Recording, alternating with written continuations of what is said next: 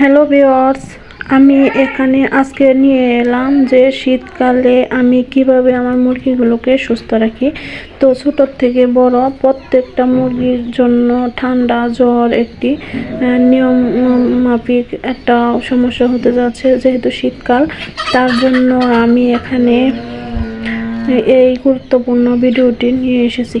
ভিডিওটি অনেক গুরুত্বপূর্ণ, আপনারা অবশ্যই পুরো ভিডিওটি দেখবেন, তাহলে উপকৃত হবেন।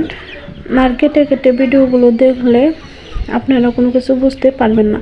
তো আসসালামু আলাইকুম, হ্যালো বন্ধুরা, কেমন আছেন সবাই? এই তো ওষুধটা দেখতে পাচ্ছেন, এই ওষুধটা আমি ঠান্ডার জন্য ব্যবহার করি।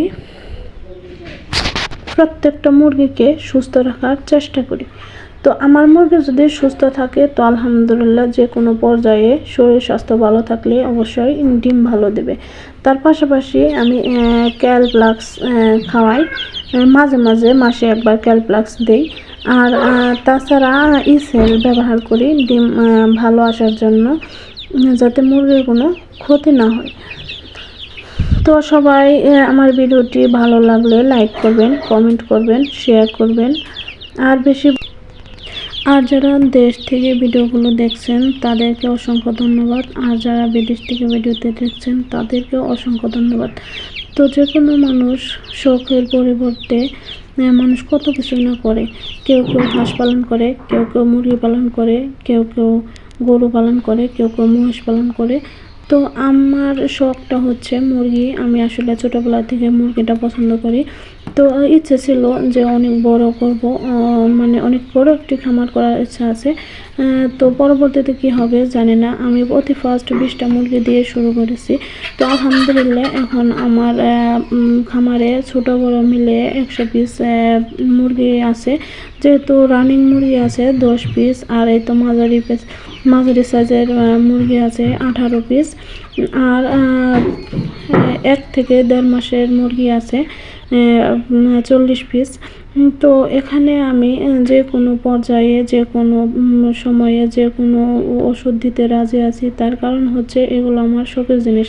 এখান থেকে যদি একটি বাচ্চা বা একটি মুরগির কোনো ক্ষতি হয় তাহলে আমার মনে হয় যে আমার অনেক বড় ক্ষতি। তার কারণ হচ্ছে এই জিনিসগুলোকে আমি অনেক কষ্ট করে লালন পালন করি। একটা জিনিস পালন করলে প্রথমে ঘৃণা, পিত, মানে অনেক পর্যায়ে দেখা যাচ্ছে যে কোনো ঘৃণ রাখা যাবে না। যার ঘৃণ আছে তার মুরগি পালন করে কোনো নেই। যেমন এই মুরগিগুলোর মলগুলো আমাদেরকে পরিষ্কার করতে হবে নিজে হাতে। তো এই কাজগুলোকে অন্য কাউকে দিয়ে হবে না, যেহেতু এই কাজগুলো শুধু আমার, কোনো কাজে ছোট না। যেহেতু আমি এই কাজটাকে পছন্দ করি, তো যত ছোট হোক বড় হোক কোনো কাজই লজ্জাজনক না। তো আমি এটি আমার শখের জিনিস, এটি আমি পালন করি আমার শখের বিষয়। তো শখের বিষয় পালন করে যদি দেখা যাচ্ছে যে আমার পরিবারের চাহিদা পূরণ হচ্ছে, তো আমার চাহিদা যখন পূরণ হচ্ছে আমি এখানে প্রচুর পরিমাণে ডিম পাচ্ছি। আমি প্রায় 8টা মুরগির থেকে 6 থেকে 7 পিস ডিম পাচ্ছি প্রতিদিন। তো আমার এখানে খাবার চাহিদাটাও পূরণ হচ্ছে, আর পাশাপাশি আমি বাচ্চা উৎপাদন করতে পারতেছি। ছোট বড় মিলে আমার 100 পিস মুরগি আছে। তো আমি সুস্থ করে রাখতে চাচ্ছি যে এখান থেকে আমার 1000 মুরগি বানাতে কতদিন সময় লাগে, কত টাকা ইনভেস্ট করতে হয়, আর আমার কতটা পরিশ্রম করতে হয় তা নিয়ে একদিন একটি আলোচনা করার চেষ্টা করব ইনশাআল্লাহ। তো এখানে আমার একটি শখ। তো আমার শখের কারণে আমি হয়তো বা একটি করতে পারতেছি। এরকম অনেকেই আছে যে পালন করতে চায় বাসা বাড়িতে। তো ছোট ছোট খাঁচা ব্যবহার করে 2 থেকে 300 বা 400 টাকার মধ্যে খাঁচা পাওয়া যায়, মানে 1600, 1700, 1800 এরকমও খাঁচা পাওয়া যায়। যে যেখান থেকে যেরকম আশা আছে, প্রত্যেকটা মানুষের উচিত যে 2টা, 4টা, 5টা করে মুরগি পালন করা, যেহেতু মুরগি অল্প জায়গায় পালন করা যায়।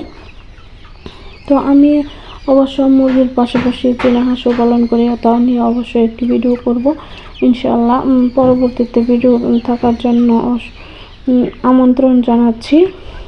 তো ভিডিওটি বেশি লং হয়ে যাচ্ছে, তার জন্য তাড়াতাড়ি ভিডিওটি কেটে দেওয়া উচিত, যেহেতু আজকে একটু বড় হয়ে যাচ্ছে আর আলোচনাটা করা যাচ্ছে না।